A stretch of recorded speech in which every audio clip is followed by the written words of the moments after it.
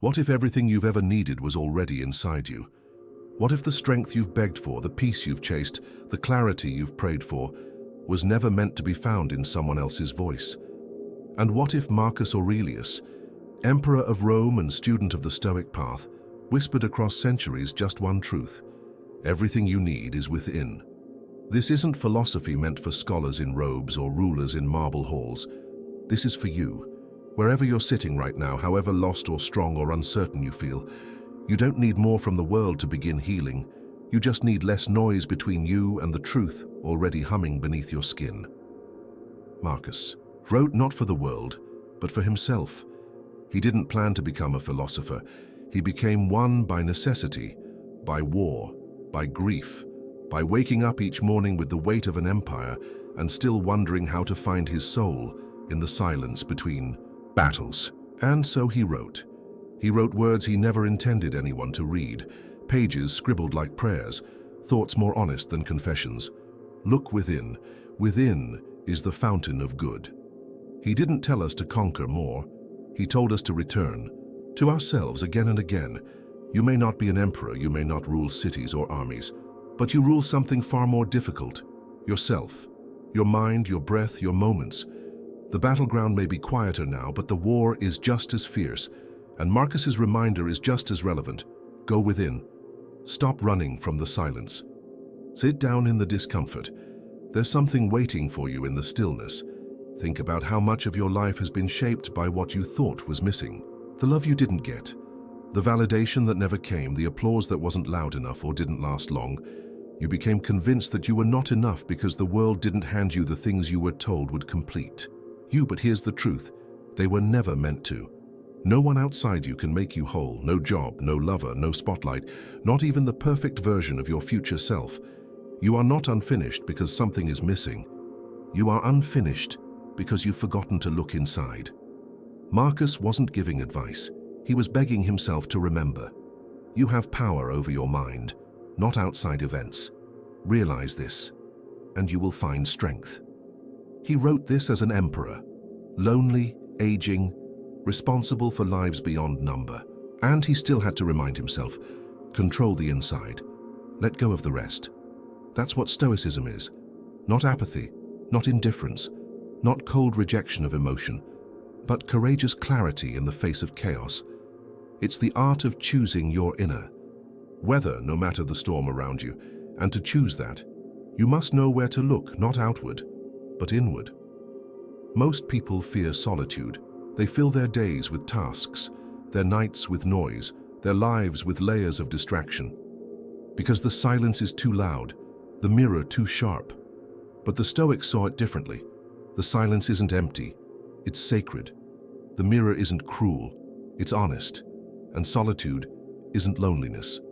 It's the only place where the truth is loud enough to be heard. Marcus understood that. He ruled over Rome, but he ruled himself first, or at least he tried. And that trying, that practice, is all that was ever asked of us. You don't need to be perfect. You just need to stop abandoning yourself. Because here's the secret. The part of you that is calm, clear, wise, and resilient, it already exists. It's not something you earn. It's something you uncover. The noise of life buries it. The scroll, the opinion, the urgency, the fear. But you, right now, are not broken. You are buried beneath layers of performance, beneath the expectation to be more, or less, or different. But the truth, the source, is still there, and it never left. When Marcus says everything you need is within, he is not offering hope. He's offering a map. But the path is yours to walk. You have to be willing to sit in your room with nothing but your own breath and meet yourself again. To stop outsourcing your worth. To stop begging for answers you've always had, but were too afraid to trust.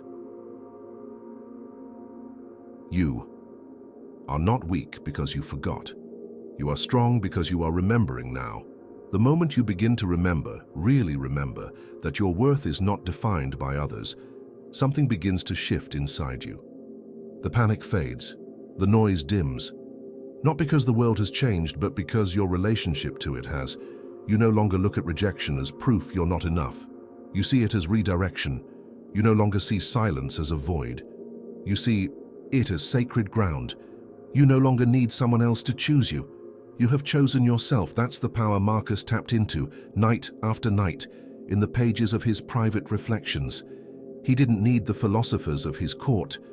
He didn't need the titles. He needed solitude. He needed his breath. He needed truth. And so do you, because it's one thing to know a quote. It's another thing to live it. It's one thing to hear everything you need is within and nod along. It's another thing to sit in the dark and believe it when nothing is going your way, when your heart feels empty, when your hands feel tired and you whisper, maybe I don't have it in me. And that's when the Stoics rise. Not in your glory, but in your grief. Not in your certainty, but in your surrender. That's when their words stop being philosophy and start being oxygen. Because Marcus wasn't trying to be wise. He was trying to stay sane.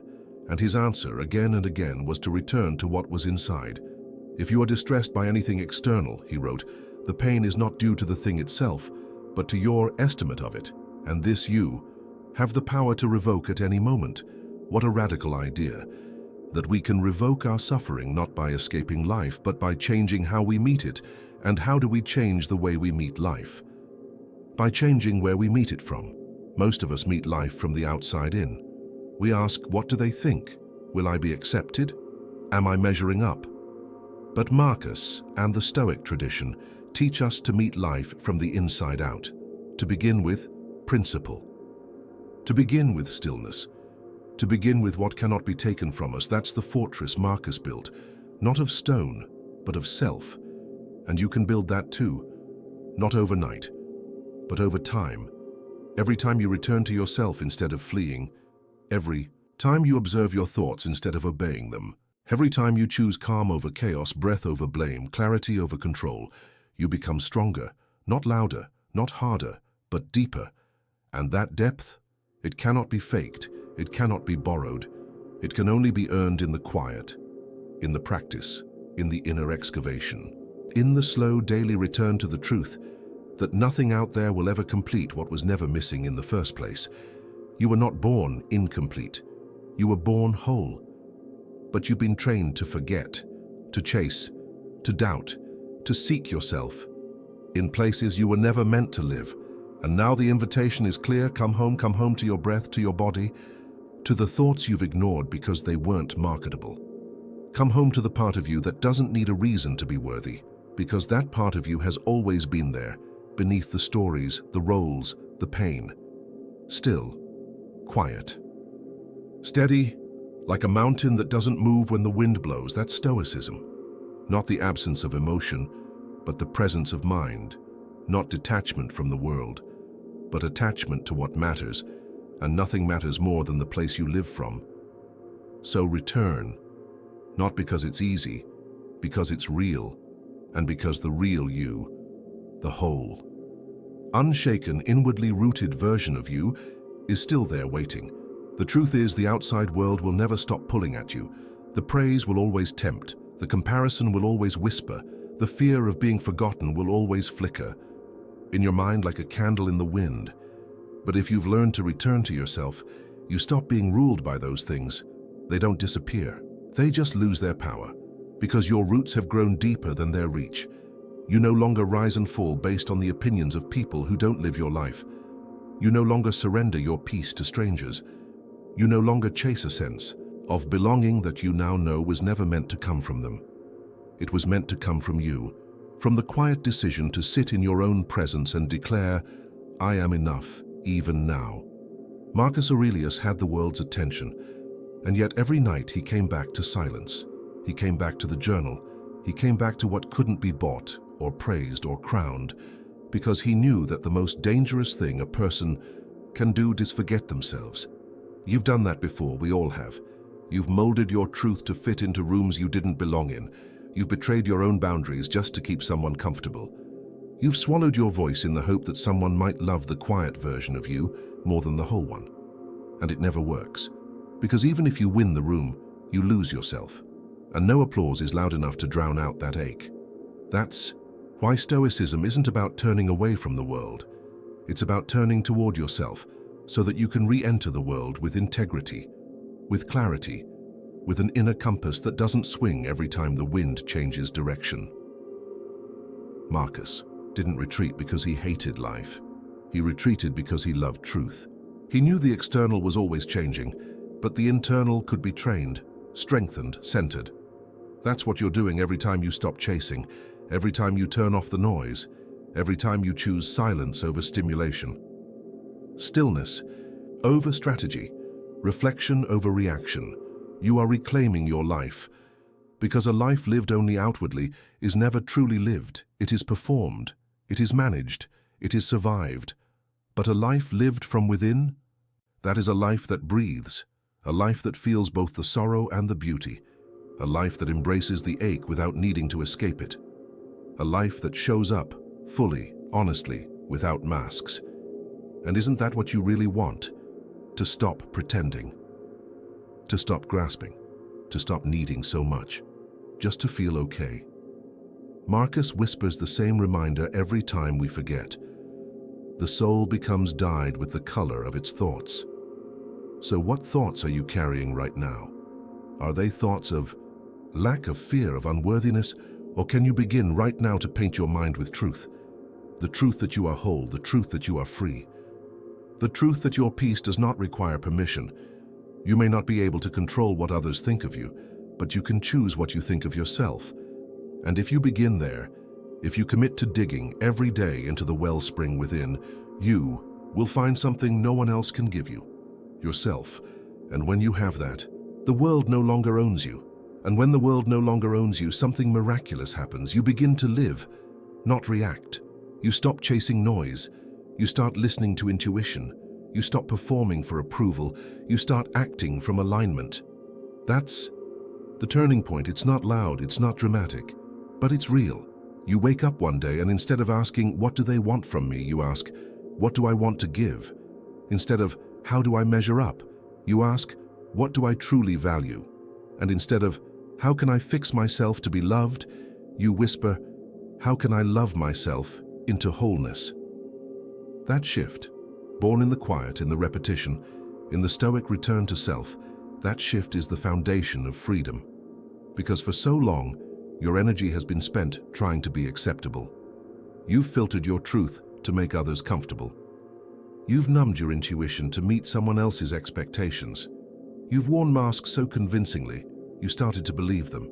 But Marcus Aurelius invites you to take them off. Not because the world asked you to, but because you deserve to know who you are without them. And what you'll find beneath the masks is not emptiness. You'll find breath. You'll find space. You'll find the first true glimpse of your essence. Not who the world taught you to be, but who you were before the noise. And when you begin to live from that space, life becomes less about control and more about connection, less about image and more about integrity, less about escaping pain and more about embracing meaning. That's the hidden power of Stoicism. It isn't the absence of emotion, it's the mastery of relationship to emotion. It's the willingness to feel everything without becoming it. You can feel sadness without believing it defines you. You can feel desire without letting it drive you off course. You can feel fear without needing to run. That is real power, and real power cannot be faked. It can't be bought. It's not flashy. It's built, slowly, quietly, in moments the world will never see. Like sitting in your room, heart aching and choosing to breathe anyway. Like hearing criticism and choosing not to self-destruct. Like being misunderstood and choosing not to abandon your values. These are not small victories. These are revolutions of the soul. Marcus didn't become great because of Rome. He became great because he chose truth over ego, stillness over distraction, wisdom over impulse again and again, and now so can you. Not by adding more, but by subtracting what was never really you. Let go of the expectations. Let go of the shame. Let go of the belief that you are broken, because you are not. You are becoming. You are remembering. You are uncovering the strength that was never gone, just waiting. So dig. Go inward. Sit longer than is comfortable. Ask questions others are too distracted to face, and listen. Listen not for the roar, but for the whisper. That small voice inside that says, everything you need is within. And when you finally Hear that whisper, really hear it. It changes how you move through the world. You begin to walk slower, not because you're tired, but because you're no longer rushing to be seen. You begin to speak softer, not because you're uncertain, but because you know the loudest voice isn't always the clearest. You begin to carry yourself differently, not from pride, but from peace. Because when you've discovered that everything you need is within, you stop grabbing for things outside of you to define your value. You don't need a crowd to feel significant. You don't need constant validation to feel grounded. You don't need everyone to agree with you to feel confident. You simply breathe and choose and act from the place of truth, not the place of fear. That's what Stoicism offers. Not immunity from pain, but immunity from being controlled by it. Marcus didn't write in his journal to sound wise. He wrote to remind himself that even when the world was burning, his mind could remain steady. Even when betrayal came, he could remain kind. Even when everything he built was at risk, he could return to the only thing that could not be taken. His character. That's what lives within you too. Not just potential, but principle, not just strength, but direction. It's always there, waiting to be remembered. And the more you return to it, the less shaken you are by what once made you unravel. The absence of love doesn't destroy you. The loss of opportunity doesn't define you. The noise of the world doesn't drown you, because you have learned how to sit in silence and meet yourself with presence. You have learned how to lose and still remain whole. You have learned how to walk through seasons of emptiness and still carry light. That is not weakness. That is the strength Marcus pointed toward, not on the battlefield, but in the soul. Not in control over others, but in freedom from needing them to hold you together. And that freedom, it's not found in books, it's not found in fame. It's not even found in love, unless it begins with love for yourself. Not the performative kind, not the Instagram-worthy kind, but the kind that says, I am here and I am enough, even when I'm unseen. That is the kind of self-respect that Stoicism builds, not a rejection of the world, but a firm foundation for standing in it without collapsing, because life will keep changing, people will leave, opportunities will shift, certainty will vanish. But the you that knows how to return inward will not be moved. And in that stillness, beneath the noise, the worry, the performance, you'll find the most sacred truth of all. You were never broken, you were buried, and now you are beginning to rise. So now here you are, not the same as when you started this journey, not untouched by struggle, but also no longer untouched by truth. You've seen it now, you've felt it, even if just for a moment. The truth that there is something inside you that doesn't shake when the world shifts. The truth that your peace was never hiding out there. The truth that what you were chasing might have always been within reach. And here's the miracle of that truth. You didn't have to earn it. You just had to remember it. And now you carry that remembrance with you into the noise, into the chaos, into the rooms where your old self would have shrunk, and your new self now simply breathes. You are not louder. You are clearer. You are not invincible. You are unshaken. You are not above the world. You are now rooted so deeply within yourself. You can finally walk through the world freely. That's what Marcus Aurelius gave us, not just wisdom, not just quotes. He gave us a roadmap back to ourselves. He reminded us that even an emperor needs to journal, even a ruler needs to retreat. Even a man surrounded by power must first learn to rule his own mind. And if that was true for him, how could it not be true for us? You don't need to wear a crown to carry dignity. You don't need a throne to walk with purpose. You don't need an audience to speak from truth. You just need presence. You just need breath. You just need to return again and again to the quiet wellspring inside you, because that's where the real work happens, not in one grand gesture, but in the daily decision to come home to yourself, to sit still, to breathe, to remember that everything you need to face today is already here, that the clarity you've begged for has always lived inside your questions, that the peace you crave doesn't come from being liked, it comes from being aligned. And when you realize that fully, finally, there's nothing left to chase, there's only something left to be, so go be it. Go live, not from fear, but from center. Go act not to impress, but to express what's most real in you. Go love not to complete yourself, but because you are already whole, and when you forget, because you will, return to this. Everything you need is within. Return to it not once, but every day. Make it your ritual. Make it your rhythm. Make it your foundation, because from that place you can face anything. You can rise without arrogance. You can fall without shame. You can begin again, not as someone looking for worth, but as someone who has found it right here, right now, always and within.